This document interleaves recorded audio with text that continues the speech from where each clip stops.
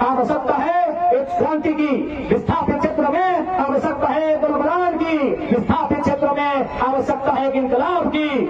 6 जनवरी 2025 से अनिश्चितकालीन चक्का जाम का मैं चाहूंगा सभी रैयत एकजुट होकर उस चक्का जाम के कार्यक्रम में उपस्थित होंगे और मैं भी अपने जेल कैंप परिवार के सभी साथियों से गुजारिश करूंगा कि वे लोग भी उस कार्यक्रम में साथ सम्मिलित होंगे।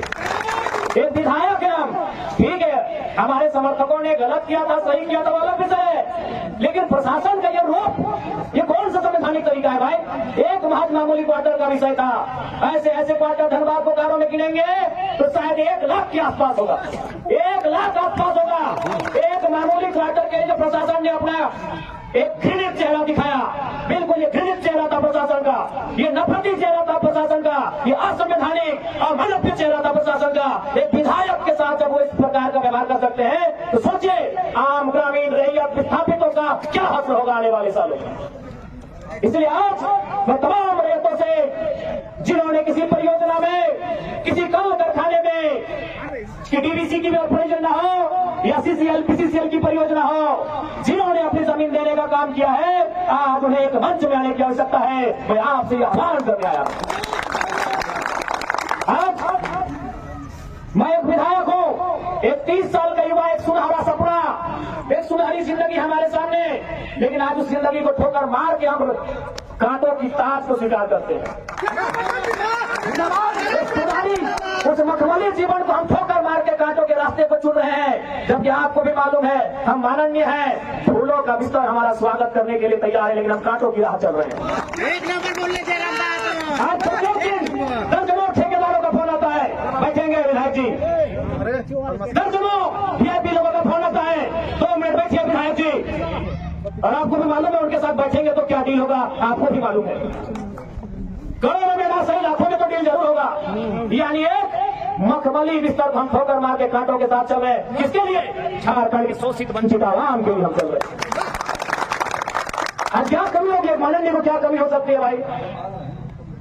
हमें आवास मिलेगा, गाड़ी की सुविधा मिलेगी, टीए मिलेगा, हर प्रकार की सुविधा मिलेगी, भत्ता मिलेगा, हवाई यात्रा मिलेगा, रेलवे की यात्रा मिलेगी और लाखों रुपए की सैलरी मिलेगी। और उन चीजों को दरकिनार करते हुए, उस ऐसो आराम के जीवन को ठोकर मारते हुए हम आपके बीच विधायकी के साथ साथ अपनी जान को हथेली में लेके घूम रहे हैं।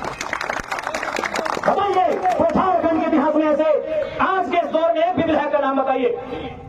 अब विधायकी तो छोड़िए, हम अपने जान को हथेली में लेके घूम रहे हैं। जिस दिन 2 बजे रात को हम बेरमो में आए, हमारी गाड़ी में हमारा एक भी आरक्षण नहीं था, वे लोग सोच चुके थे। हमने कहा कोई दिक्कत नहीं है, हमने केवल ड्राइवर को फोन किया, वो भी अपने ससुराल में थे, क्योंकि आपको भी मालूम है मेरे घर में कितना जगह नहीं है कि हम 4 लोगों को ठहरने के लिए बोल सके। बगल में हमारे एक मित्र का घर है, वहीं रात रहने के लिए हम जाते हैं, वो विधायक है। हमने तुरंत कहा कि हम अपने आरक्षक को लेने के लिए जाएंगे तो शायद 10 से 15 मिनट का लेट होगा, उतना देर में हम कम से कम दूरी की दूरी पार कर जाएंगे। 20 किलोमीटर हम 15 मिनट में सफर कर देंगे, इसलिए आरक्षक को सोने दीजिए, हम अकेले आएंगे।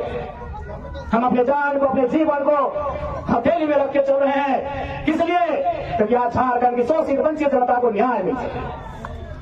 तो आप इतना तो कर सकते हैं, एक 30 साल का लड़का अपने आराम के जीवन को छोड़कर, इस आराम को छोड़कर आज आपके लिए कांटों के रास्ते में चलने के लिए तैयार है। आप कम से कम ये जो 15, 16, 50, 60 समितियां बना के रखे हैं विस्थापन के नाम में, क्या एक नहीं कर सकते हैं? आप कीजिए, आप जिस दिन एक करेंगे इनको यहां से उखाड़ के फेंक देंगे। आप कीजिए। आज बीएसएल में भी हम जाते हैं, वहां 52 समितियां हैं, विस्थापन मोर्चा, विस्थापन क्रांतिकारी मोर्चा, विस्थापन उलगुलान मोर्चा, तो विस्थापन इंकलाब मोर्चा, 52 से 50 समितियां हैं। आप अपने आप को एक कीजिए, आज अपने निजी स्वार्थ का त्याग कीजिए, आज अपने मन के मतभेद को त्याग कीजिए, क्योंकि आज अगर नहीं समझे तो याद रखिएगा आने वाले 20 सालों में, अरे आज तो कम से कम आपके हिस्से की बात कोई कर पा रहा है, आपकी हक की बात कोई बोल पा रहा है, आने वाले दिन जब बोलेंगे ना तो शायद आपकी जबान काट ली जाएगी, बिल्कुल काट ली जाएगी। ये कौन सा रूप था? आप ही बताइए, कौन सा रूप था प्रशासन का? देखा था ना आपने? अरे पुलिस को छोड़िए, पानी बरसाने वाली गाड़ी थी, आंसू गोला छोड़ने वाली गाड़ी थी, रबड़ गोली छोड़ने वाली गाड़ी थी, अग्निशमक की गाड़ियां थी, जैसे मानो किसी आतंकवादी से लड़ाई लड़ने आए हैं। इतने बेशरम, इतने निर्लज हो चुकी है आज यहां सिस्टम। आज हो सके आज भी मेरी बातों को कुछ लोग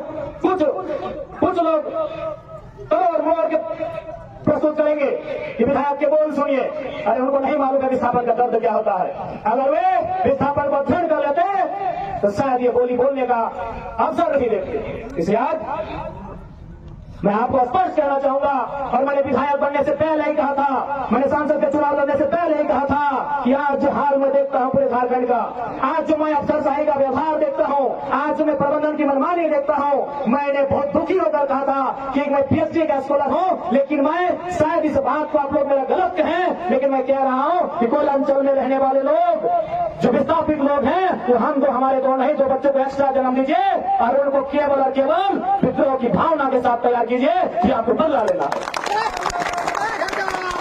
बिल्कुल इस मेरी बात से बहुत सारे लोगों की आपत्ति होगी कि माननीय कैसा बोल रहे हैं, लेकिन उनको क्या मालूम कि जिस जमीन को हमारे बाप दादा ने 1970 में दिया है, हमारे बाबूजी मर गए, लेकिन आप भी जवान बेटा वो बुढ़ापे के लिए चला गया है, लेकिन इंसाफ नहीं मिल पाया। और ये तो गनीमत है।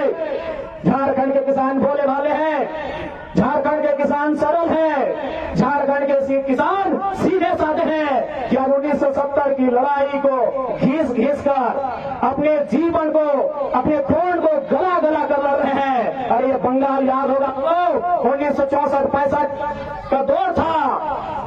एक दिन पहले कुछ जमींदारों ने, कुछ सामंतवादियों ने एक किसान को मारा था। उन्होंने नक्सलवादी और नक्सलवादी जैसे घटना को अंजाम दे दिया था एक दिन पहले। ये तो झारखंड के किसान है कि 70 साल से बर्दाश्त कर लिया। बंगाल के किसानों ने एक दिन बर्दाश्त नहीं किया था। आज आप नक्सलवादी सुनते हैं ना, नक्सली नक्सली नक्सली, ये डिक्शनरी का वर्ड नहीं है। नक्सली कोई बुरा वर्ड नहीं है। नक्सली बुरा हो सकता है, नक्सली वर्ड बुरा वर्ड नहीं है। नक्सली एक्चुअल में वास्तव में बंगाल में दार्जिलिंग जो क्षेत्र है वहां एक गांव है, उसका नाम है नक्सलवाड़ी।